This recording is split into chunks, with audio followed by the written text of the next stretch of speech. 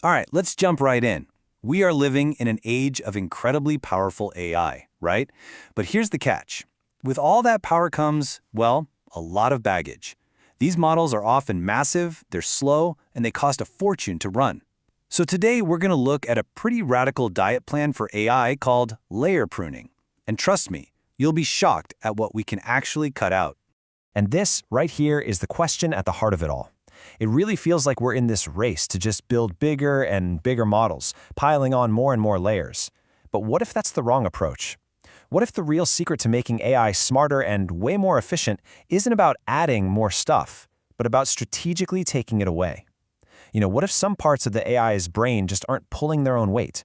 So here's our game plan for today. First, we're going to tackle this AI depth dilemma. Then we'll uncover a really surprising truth about which layers actually do the heavy lifting. After that, we'll dive into a kind of counterintuitive trade-off: shallow, wide, and fast. Then we'll walk through a real practical playbook for researchers. And finally, we'll zoom out and ask what all of this means for how we even define AI thinking. Okay, so what in the world are we actually talking about here? Layer pruning is, well, it's pretty much exactly what it sounds like. Imagine a neural network is a giant skyscraper. We're not just tidying up the furniture on one floor. We are literally removing entire floors from the building. It's a bold move designed to get major gains in speed and efficiency. So let's dig into why this method is so powerful. I mean, why would you take a measure as drastic as removing entire computational layers from a model? It sounds risky, right? Well, there's a very good reason. This slide just lays it out perfectly. See, most other pruning methods are like carefully snipping a few leaves off a tree. They'll remove smaller bits, like attention heads or little feed-forward networks. And sure, you get some gains, but they're usually tiny and don't always speed things up in the real world. Layer pruning, though, that's like sawing off an entire branch. You're removing a whole computational stage, which gives you a direct one-to-one speed-up and makes the entire model way easier for the hardware to actually run. And that brings us to the absolute core discovery here. If we stick with that skyscraper analogy, it turns out the view is completely different depending on which floor you're on. The location, the depth of a layer has a massive impact on how important it is. And wow, this chart just says it all. The research is crystal clear. A layer's importance just goes up and up the deeper you go into the network.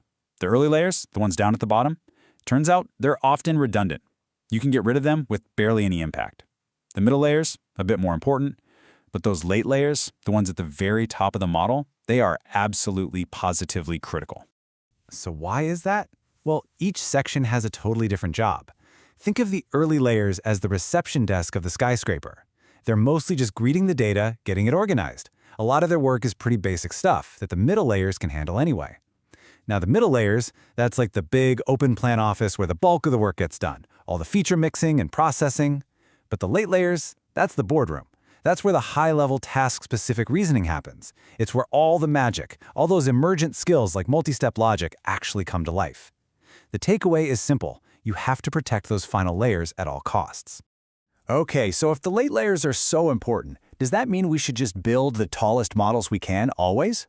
Well, not so fast. This is where the research uncovered a really fascinating hidden trade-off between how deep a model is and how wide it is. This table just breaks it down so well. Check it out. For the same number of parameters, a shallower but wider model actually learns faster and runs faster. So while those super deep models are key for developing complex reasoning, it turns out that for a ton of common jobs, like chatbots or retrieval augmented generation systems that look up info to answer you, that shallow wide model is actually better. Here's the key insight. Depth helps a model learn its fancy skills, but you don't always need all that depth just to use them.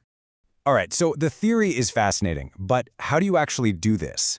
This is where we get into the nuts and bolts. This section is basically a clear, step-by-step playbook for any researcher who wants to put layer pruning into practice. And the process is incredibly straightforward. You start by figuring out how much the model's performance drops when you remove each layer one by one.